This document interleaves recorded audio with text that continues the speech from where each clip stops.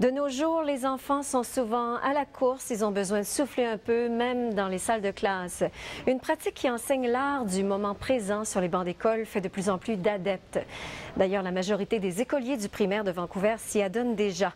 Mindfulness est étudié par l'Université de la Colombie-Britannique qui lui a trouvé des bienfaits étonnants. Geneviève Miller.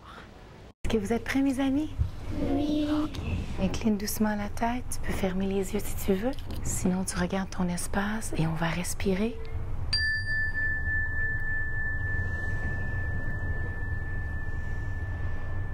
Deux à trois fois par jour, ils prennent un moment pour respirer à l'unisson.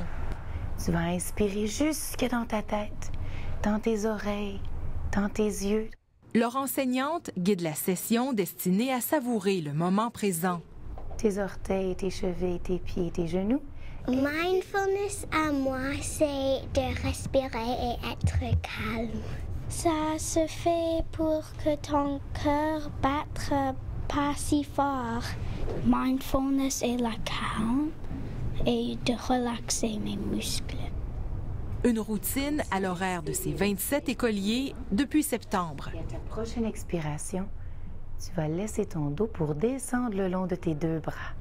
Ça va les aider beaucoup avec ce stress, avec comment gérer l'angoisse, gérer le stress qui monte, parce qu'on a des enfants déjà très angoissés en jeune âge. Donc, de leur donner ces stratégies pour respirer, pour pouvoir aussi s'endormir le soir à la maison. Children today are much more stressed. C'est l'actrice américaine Goldie Hawn qui a créé le programme Mind Up il y a 10 ans, alors qu'elle vivait à Vancouver. Elle voulait placer des minutes de bonheur dans l'agenda chargé des écoliers, trop stressés selon elle. Sa prescription, séances de relaxation et actes de gentillesse à observer au quotidien. Et la commission scolaire de Vancouver a accepté de mettre ses élèves à contribution. Révélation instantanée. Other teachers started asking that teacher, what is different with your children? Les élèves d'une classe qui pratiquait la pleine conscience sont soudainement devenus plus calmes, raconte-t-elle. Il y avait moins de conflits. Tes pieds sont calmes. Ce type de relaxation, qui s'apparente à la méditation, existe depuis la nuit des temps, mais connaît un engouement mondial en ce moment. Comme si la population à bout de souffle avait besoin de réapprendre à respirer. Mindfulness cadre bien avec le mouvement bien-être incrusté sur le bord du Pacifique. Mais en salle de classe, on observe une résistance de certains parents.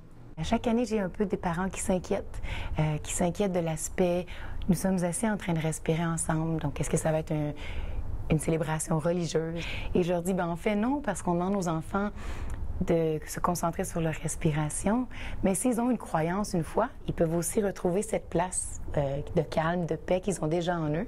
Mais pour les enfants qui n'ont pas un endroit de calme, you're able to exercise better self-control after mindfulness, and you can see that with the functioning of prefrontal cortex. La pleine conscience gagne des points grâce à la science. Un cerveau bien oxygéné et détendu stimule les fonctions cognitives. Les chercheurs de UBC vont plus loin. The children showed more empathy. The children did better in math. Des écoliers qui ont suivi le programme Mind Up pendant 1 an avaient plus d'empathie et de meilleurs résultats en mathématiques. Expire. Inspire. Aujourd'hui, mindfulness est pratiqué dans les 91 écoles primaires de la commission scolaire de Vancouver qui offre la formation aux enseignants intéressés. Et la version pour adolescents fera bientôt son entrée à l'école secondaire. Expire. Moi, je vois les bienfaits personnellement, professionnellement. Alors, je souhaite que ce soit partout, que ce soit pas quelque chose de vu comme inquiétant ou bizarre. Parce qu'en fait, c'est respirer et c'est de prendre conscience de notre corps. Tu inspires et expires. Et si la réussite scolaire passait en partie par la prise de conscience de la qualité de ce geste tout simple? Ici Geneviève Miller, Radio-Canada, Vancouver. Tu te demandes comment